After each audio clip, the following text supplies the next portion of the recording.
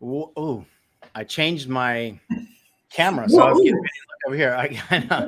I was gonna spend the whole time. That would have been awesome, though. I might still commit to that. Just spend the whole time like looking like I'm on camera, and just be off camera, and just see how many people go. Is it just and like with people Where is he actually looking? when people actually tilt their phones like to try to get? I don't think he's looking. Wait, let me look at it from this angle. I moved my camera, but I'm so used to just going here, right? Anyway, so welcome to the comedy hour. We are going to talk about advocacy and sales Yes. for a little while, because this is one of the biggest reasons why so many coaches struggle. So this is the context of this whole conversation is going to be people who are coaches or want to be coaches. If you're struggling a little bit, if you're not, you don't feel confident in yourself, you don't feel certainty, if you're not getting coaching clients, then this conversation is going to highlight something that is probably your next step, because there's a missing element. And everything that we talk about is about comprehension and embodiment and what's the actual issue that's missing, right? Not what can I do to just try to shortcut my success. So we're going to dive into the real issue behind sales fears and behind imposter syndrome and behind some of these labels that present themselves that a lot of people are struggling with and a lot of people are wrestling with, but it's not the right target. So today we're going to talk about advocacy. And we've been doing several of these videos. Recently, you can watch them. Do we have a playlist on this, or do they just go to the YouTube channel and Coach Sean Smith? Absolutely. Go to YouTube channel, youtube.com/Coach Sean Smith, or Facebook. And we'll put some links here that you can just click on in the comments. If you're on YouTube and you want to go to Facebook, or if you're on Facebook and you want to go to YouTube. Yeah. Or you could watch us on the FaceTube. And it's a hybrid of both of those things. So, and if you're not on our email list, join our email list. We send out all kinds of notifications for, like, we got a masterclass coming up in a couple days, and several masterclasses actually over the next 2 weeks. So if you're not on our email list, you can go to our website, coachseansmith.com, click the free resources up at the top, and there's a bunch of different opt-in pages. You can get free downloads and all that stuff, and you can join our email list if you want email notifications. All right, so let's dive into advocacy and what advocacy actually is. So why don't you start out, Michelle? You mentioned earlier before we jumped on here about pushiness and how so many people are afraid of being pushy, and, you know, people have fears of being pushed, you know, being taken advantage of, all that. So let's start there. Yeah. I don't know who to give credit to for this quote, but I just remember hearing that people don't love to be, like, people love to buy things, but they don't love to be sold. That was mine. I've been saying that since 2007 in the Mary Kay world. Perfect. So then everybody loves to buy stuff. Are you kidding? A+. Thank you. You're welcome. Let me rewind. So this brilliant, masterful, transformational facilitator, Coach Sean Smith, is quoted saying, and what's it again? No, I'm kidding. Everybody loves to buy, but people don't like to be sold to. And that distinction was really important for me when I was coming up in sales. I came up in a direct sales business. I did that for many, many years. And then even when I started transitioning into coaching, it was just something that was a really big fear for me, that I didn't want to be pushy. I didn't want to be intruding on other people, their space, their time, what they wanted, what their desires were, and just kind of come in with just smushing my way in with my offer into their experience. And I hear that so often from people who are in direct sales and for coaches about promoting their offers, their programs, their one-on-one services, that they just don't want to be pushy. And the distinction for me is that when somebody is selling something that they have an attachment to because they have an outcome that they want, there's a potential for pushy to feel that way as the salesperson, and also for it to be received that way as the client. Because if I'm, and I'll own this for me, if I'm coming into a sales conversation and I have an agenda, I want to sell a coaching package, I'm after my agenda and I'm pushing my experience, my outcome. But if I come into it and I'm wanting to connect with them and I'm wondering what their experience is, I'm learning about how they are operating in the world, what their desires are, then if there is alignment, important word, then I can advocate for them to go after those things using what I'm offering as a vehicle for them to get what they want. So it's less about me and my agenda. That's where the pushing comes in, and more about them and their experience and me advocating for them and what they want to have. Yeah, advocacy is a different energy for all the reasons that you said. And so I want to put this in terms for all of you to be able to sort of assess yourself. If you find yourself really wanting people to say yes to you in like an emotional way, or when somebody does say yes to you, you've got like an emotional elation, right? An emotional celebration. Or more often when people say no to you, if you feel some kind of an emotional destruction, you feel some emotional low, then you're attached. Your ego is attached to their answer. And if your ego is attached to their answer, you cannot advocate for them, because you're in the offer. Your enoughness is in the offer. Your value is in the offer. Your approval is in the offer. If what they say emotionally affects you, then you're not advocating. And then all you can do is try to sell. And what will happen is you'll end up probably being pushy or not wanting to be pushy, and then not being strong. When you don't have advocacy, your sales is actually pretty weak, because you're not being bold in what you're talking about. Advocacy has a boldness to it, but you can be bold and not pushy.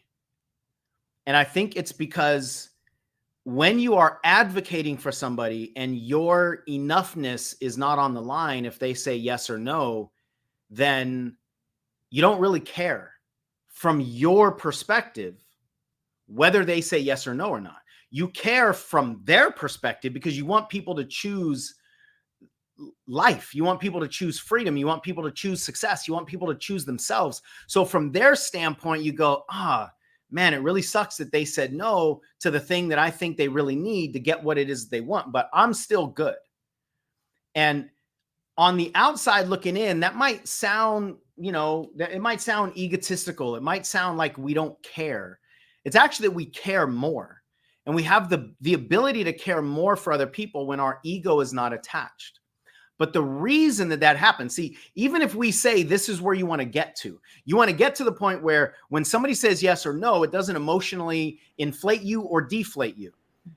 We can say that that's how we know that we're no longer attached, but then people go, okay, well, how do I get there?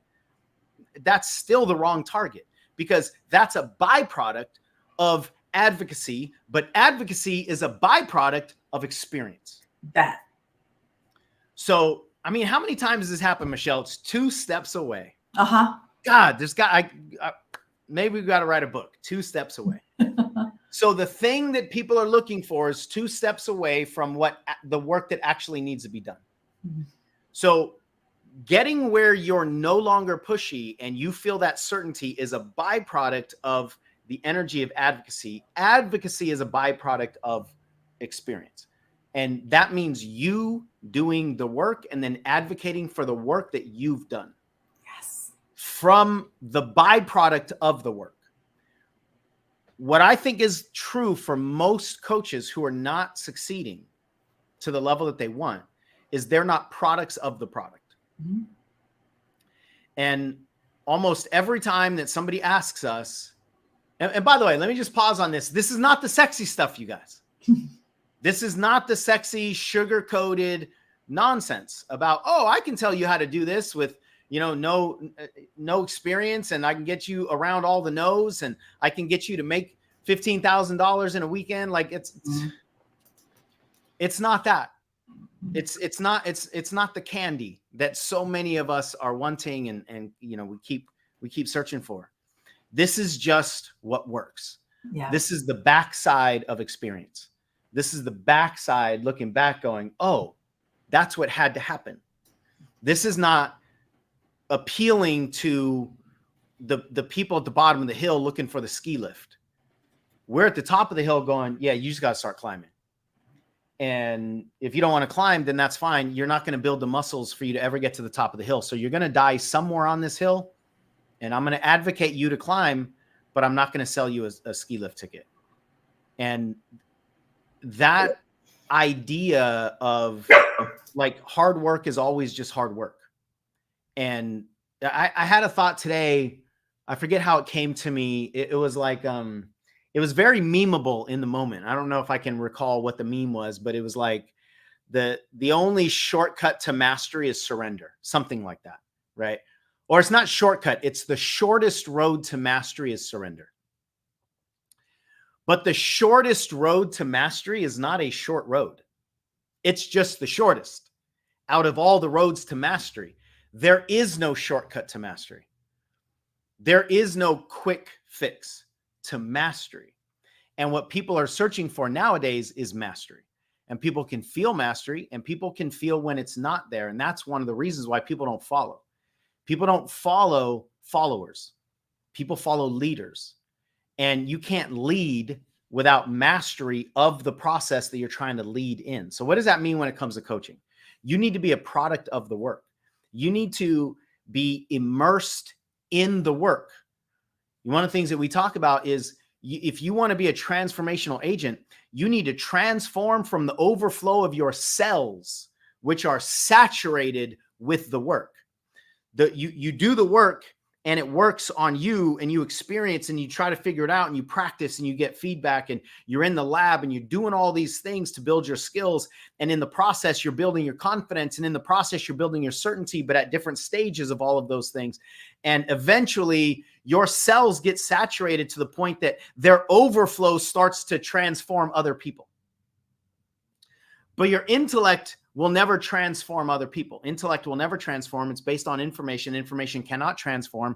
Information keeps people in their current formation. That's different than transformation, which is to change people's formation. So these are two different animals. You cannot use information to transform people. If you want to transform people, you have to be an agent of transformation. You have to have done the work. Your work needs to be a product of your work. Meaning the work that you do with other people needs to be a product of the work that you've done for yourself, with yourself in the work, right? You got to get in the pool, get wet, learn to swim, and then teach other people how to swim. Most people are just trying to be like swim instructors, never having been in the pool, because you downloaded a book on how to swim and then just memorize the steps of how to swim and then throw other people in the pool. Nobody's jumping in the pool if you haven't swam. If they can't see that you can demonstrate a level of mastery, then they're not going to follow you, especially in today's world where there's just so much hyper distraction and hyper competition and so many overwhelming options for people out there. But the good news is you can pierce all of that with realness. You can pierce it with authenticity. You can pierce it with mastery. You can pierce it with fundamental communication, where you're actually talking to people from the experience that you've gone through. And then from that place, you can advocate for them, and you can advocate hard for them. Any of you that are in our community, if you're in our master classes, or if you're on our websites, or on our email list, you might get email after email after email, and you're hearing us talking about ECCP or talking about BCC or talking about the things that we believe in 100%, and we come hard for people. But I don't think most people would think that it's a pushiness. I think a lot of, and maybe they do and they just don't tell me, but a lot of people, the feedback that I hear is just some version of, that like, yes, but the timing's not right for me, right? Or I believe that that's what I need, but right now I just can't do it for whatever reason. Like, there's a difference when people advocate hard versus when people sell hard. And here's one of the reasons. If you say yes to any program that we put on, that's a mastery program, our work begins when you say yes. So, but in most sales, the work is over when the client says yes. And that's why so many of the sales tactics don't work in coaching, because the yes is the beginning. In most sales, the yes is the end. At least it's the end of the journey for the salesperson. The salesperson then gets their commission and then the product gets delivered. But the salesperson's job is to get a yes or a no. And that's where the relationship ends.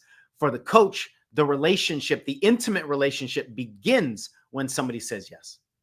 So I've found that I don't actually get excited when somebody says yes, and it doesn't matter how much money they pay. And some of our coaching packages are pretty high dollar.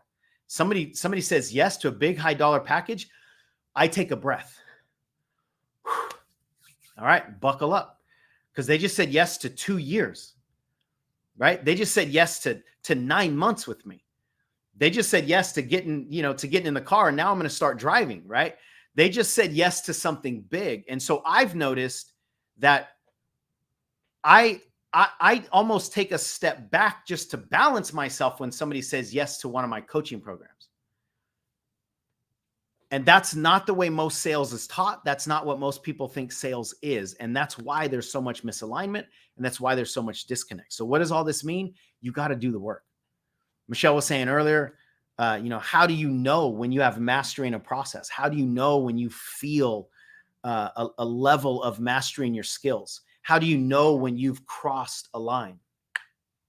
My answer is, did you hear that knuckle crack, by the way? For what I've been cracking my knuckles, like not intentionally, but they sound, it's like this microphone picks up knuckle cracks better than anything. It sounds so loud. Anyway, so whenever we're asking the how-to questions or the when will you know questions when it comes to mastery, here's the answer that I think is true for me, and I think it's true for everybody that has become masterful at something. The answer is, I don't know. The answer is you can't know.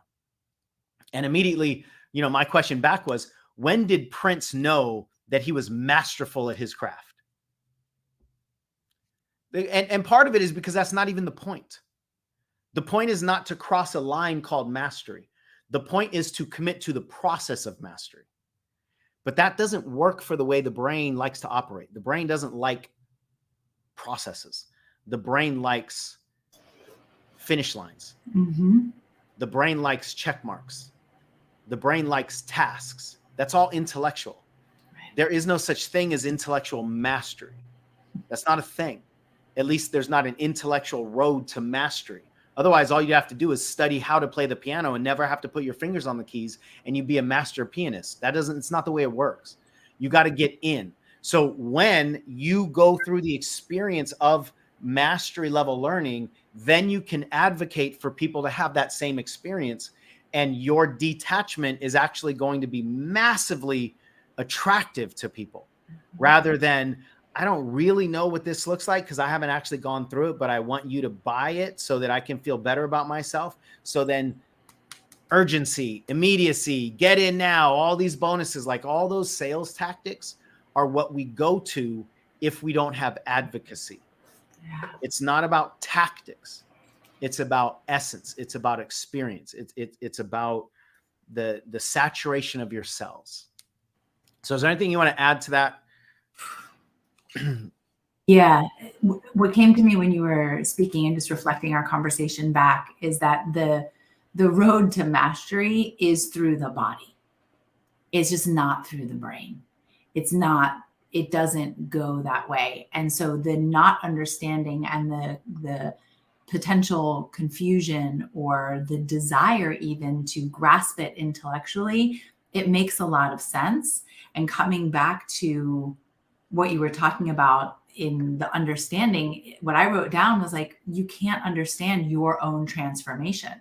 Like when you're in the process of it, it's not like it doesn't live there. They literally are not they're both important, but they don't communicate together in this conversation. And so if you can understand that and then allow yourself to take the shortest road and surrender, right? To take that short road and just surrender to the process without the attachment of there being some finish line, and give yourself the actual experience versus using the urgency to soothe your own irritation for what is not like living inside of you. I mean, what you can experience is, I mean, there aren't any words. And even if I tried or Sean tried to explain it to you, we wouldn't do it justice. Yeah, because articulation is speaking to the intellect. Bingo. And I know 100% that this doesn't make sense. Like, we're actively telling you it can't make sense to the part of your brain that wants it to make sense. Right. That's why that thought came to me. It's about surrendering. It's about surrendering to the process. It's about surrendering the things that you know haven't been working. I mean, let's just be honest about that. You know the things that you've done that haven't worked. So stop doing those. Stop following the quick fixes. Stop eating the candy, because they keep us caught in a cycle of this intellectual masturbation, and you're not going to get to mastery that way. No. I mean, if somebody's still here 20 minutes in, they won't get all that offended by that, right? Yeah, I mean, you can say intellectual. I think that's allowed on the internet. Okay, yeah, I was really concerned because you said it. You said that word earlier. I was like, oh, yeah, words we don't say around here. Okay, well, thank you for easing my mind. So we don't have the time or the space right now in this video to talk a lot about our event coming up. It's called ECCP, but it's designed to do everything that we just talked about. Yeah. It's designed to give you an immersive experience in the work, so that you can have certainty in your body, not in your brain, and so that you can advocate for people to do the work. And I promise you, the energy that you have is going to start generating a different kind of magnet, and your goals are reachable, but probably not on the path that you've been following. If you've been struggling, I don't want to put that on everybody, but the path that most people are following to reach what needs to happen, or to the path that most people are following, doesn't give them the experiences that are required for the goals that they have. So it doesn't matter how good you get on the path, it's the wrong path. Anyway, so if you want more information on that, check it out at ECCP or coachseansmith.com/ECCP. Ask any questions that you have. You can comment right here on the video. I got to jump to go to another live training, but we'll see you in another video soon, and commit to advocacy. Take care, you guys. Bye-bye.